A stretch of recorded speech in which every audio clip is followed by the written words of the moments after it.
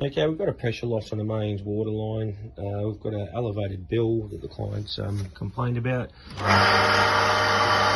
see the Rainbank system here.